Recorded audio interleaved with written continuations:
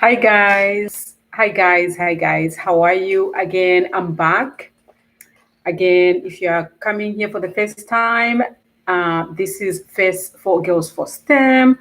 I'm back again because I received some questions about the previous video that I did concerning how do you work in the lab. So again, I'm back, guys.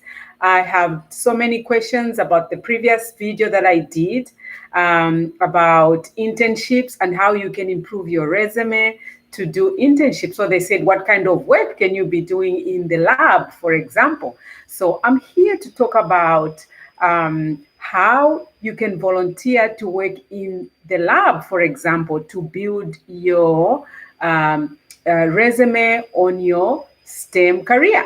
So I have some few tips here to show you why you can work in the lab for a professor, for a teacher. If you are a high school student, you can ask your teachers. If you are a college student, you can go and ask these professors that work in the lab, that have good labs. You know, even at the university, you can do that. I did that. I worked as a lab assistant when I was at the university. So I just want to tell you some few tips.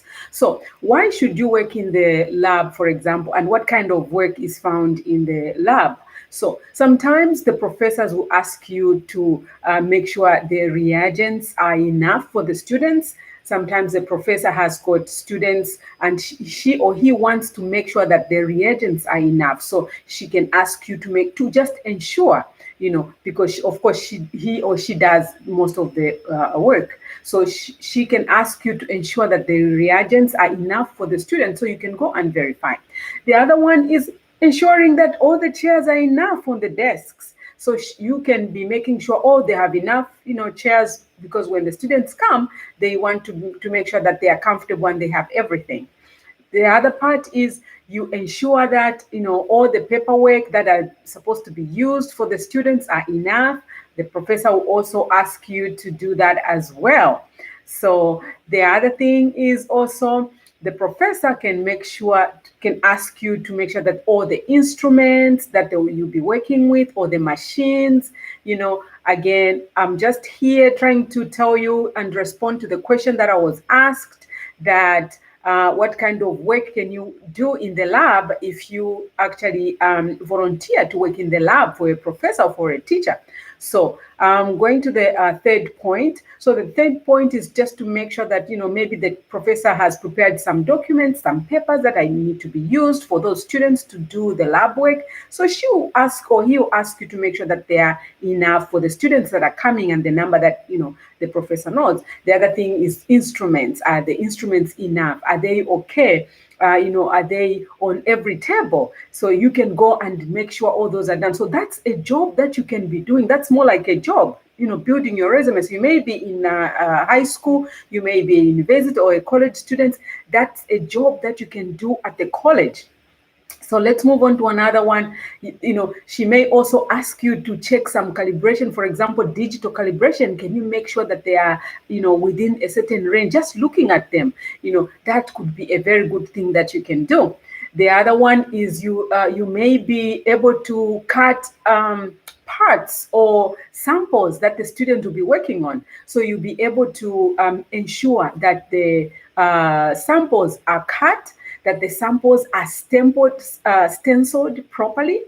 They may require to be stenciled A, B, C, D, or something like that, whatever the professor wants the kids to come and perform those tests on. So she may or he may ask you to make sure that the samples are stenciled properly, they are enough, so that when the students come to work on those samples, everything is okay. They are not. It's not a repetitive, because sometimes when you're working with samples, they have to be with a specific letter or a specific word on the sample. So some of those things, she can help you to either stencil them or things like that. Mind you, all these are skills, and you're also learning, looking at the lab, what kind of requirements are needed. You may not know, you may also want to be a biologist, or you may want to be a scientist or things like that, but you have to work work in the lab, help professors and volunteer. That adds on your resume. The other thing you can also do is she may ask or he may ask you to check the furnaces.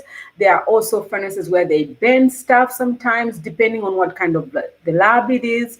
And then you can also check to see if maybe the digits on the, the numerical digits are correct, or things like simple things. They look like they're simple, but they're very important. But some of these professors, they work, they come, they are very busy, so they need someone, a volunteer or kids, to help them, college students, university students, to help me prepare for the lab before the students actually come.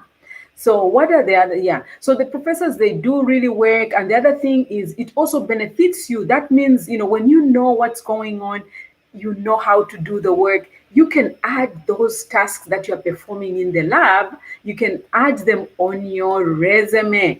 And you are building your resume in high school. You are building your resume at college, community college. You're building your resume at the university.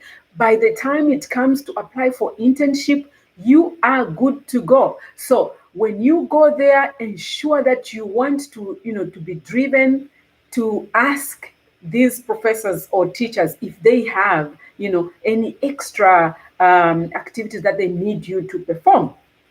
So I'll move on to the other one.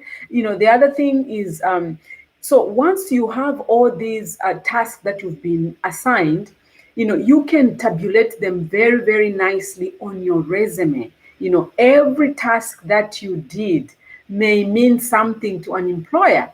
Every task that you performed may mean something to, certain types of labs. So this can help you finally get your internship, because that's what most people struggle with. They struggle with internship. They struggle with, getting their first gig, their first job. So that's why I'm trying to, let you know that you need to be persistent. You need to be able to make sure you can request for these, to volunteer for these, especially like helping as a lab assistant at the university, even at a high school. It starts from there. In the high school, professors also need help. They need to rearrange their, the lab, the tables, maybe even to pick up a few things and clean up things like that. That looks simple, but if you are learning, you are watching what the professor is doing, you are watching how he's asking you to prepare some of these things, that will help you understand how to work. Because what I notice is most people, they finish their career, for example, by the time they finish their education, the fourth year, even in engineering, they've never worked anywhere. But guess what? There are so many opportunities at universities. There are so many opportunities at the high school. There are so many opportunities at the community college. You just can't go to class and come back. You have to engage these professors. Do you have anything that I can help you with?